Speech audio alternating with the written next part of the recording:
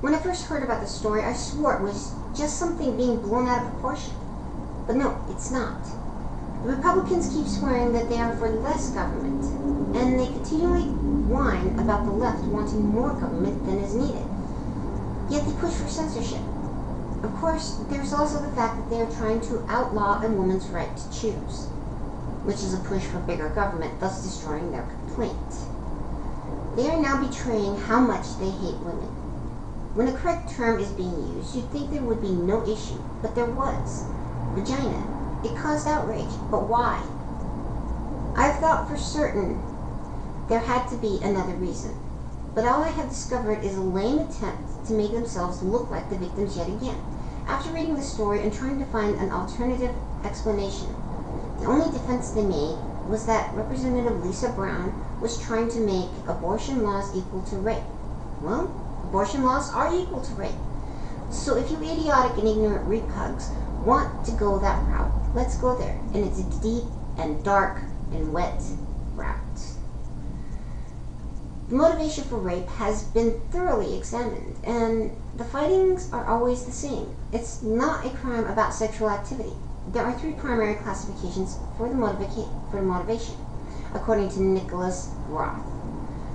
One in particular comes to mind, the power motivation. This motivation actually does fit the abortion issue, and all too well.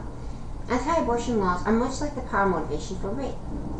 It is, quote, a way to compensate for their underlying feelings of inadequacy and feeds their issues of mastery, control, strength, authority, and capability, which is pretty much what anti-abortion is. Women having the right to choose frightens repug supporters and politicians. Our society has been a male-dominant society for so long, they are comfortable with that position of power. Recently, women have gotten equality, and this shattered their illusion of control and power over us.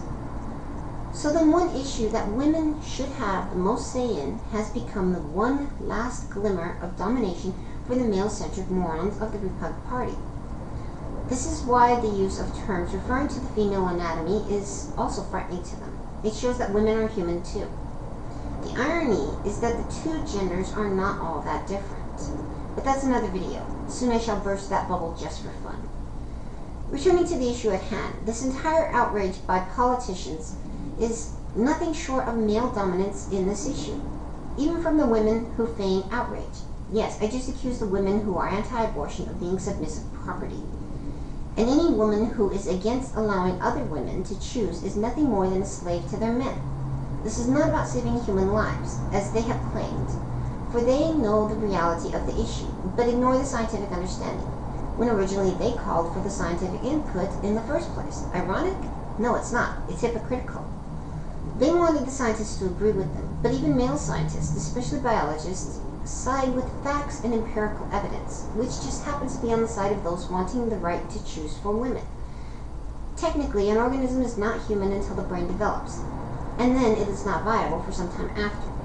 But drawing the line on abortions for convenience at a specific point is perfectly logical. Consider the facts in this matter. We have medical science that prevents a lot of naturally occurring abortions. This has led, in part, to the largest population explosion in history. We were not prepared for this, and now we have a lot of people. Would you prefer a child be brought into a world and in turn help create the massive destruction or decrease in resources for that child's generation? Not to mention that many of the people who are not responsible enough to use protection should probably not be allowed to raise children in the first place.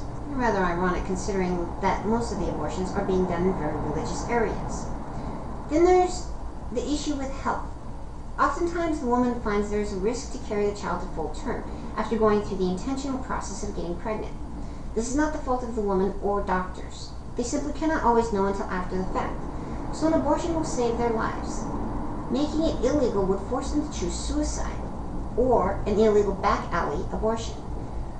For a woman to have to consider suicide by carrying it to term or an illegal procedure by a questionable doctor is a horrible situation to force someone into. As you can see, the entire issue is really fuzzy. There are a ton of factors to consider. It's not a dichotomy. But then, I would expect little else. Forcing dichotomies onto aspects of life seems to be the trademark of religious zealots.